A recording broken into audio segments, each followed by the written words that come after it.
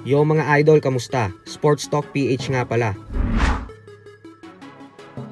Ang reaksyon ng mga Japanese fans. Pag-usapan natin yan mga idol. Ngunit bago ang lahat ay huwag kakalimutan mag-subscribe at i-click ang notification bell button for more sports talk.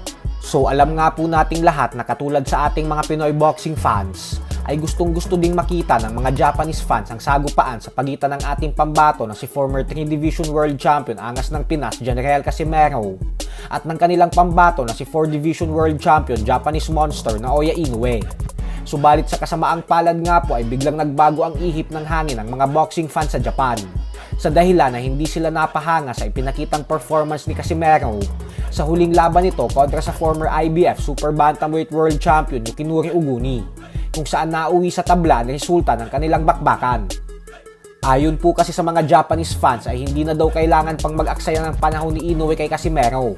Kung dati umano ay sa palagay nila 4 to 5 rounds bago tatapusin ni Inoue si Casimero, ay ngayon umano ay sigurado daw sila na 1 round lang daw ang kakailanganin ni Inoue upang i-knockout ang Angas ng Pinas.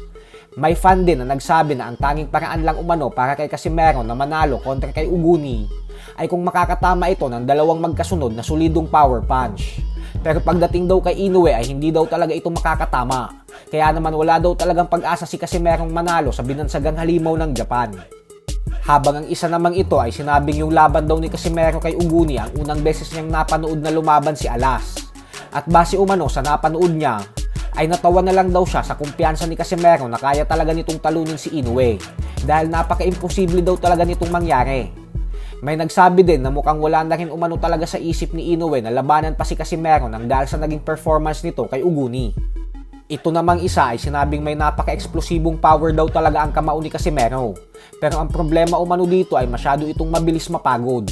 At dito na umano nagsisimulang mag-decline si Casimero. Bukod dyan ay mukhang mahina din umano ang bodega ng Angas ng Pinas, kung saan pag nagpatuloy pa daw ang laban nito ay panigurado umanong si Oguni ang magtatagumpay. At dahil dyan ay nawala na umano ang pagkasabik niya sa Casimero versus Inoue. Hindi niya na daw ito inaabangan ngayon katulad ng dati.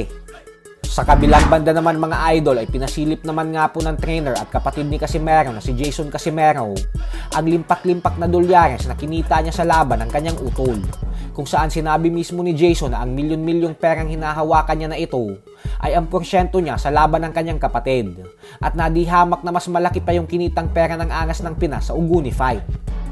Tuhan na natin yung share natin sa laban ni Tata. Thank you so much. Samantala, ang totoong umagaw eksena nga po sa bigating boxing event sa Japan ay walang iba kundi ang pambato natin na si former world title challenger Froilan Saludar.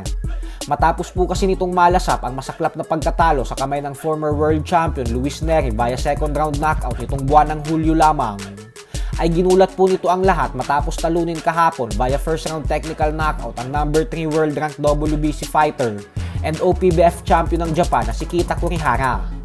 Yamadong-yamado po si Kurihara sa betting odds. Kaya naman gulat talaga ang lahat ng tapusin ito ni Saludar sa loob lamang ng first round. So hanggang dito na lang po muna tayo mga idol.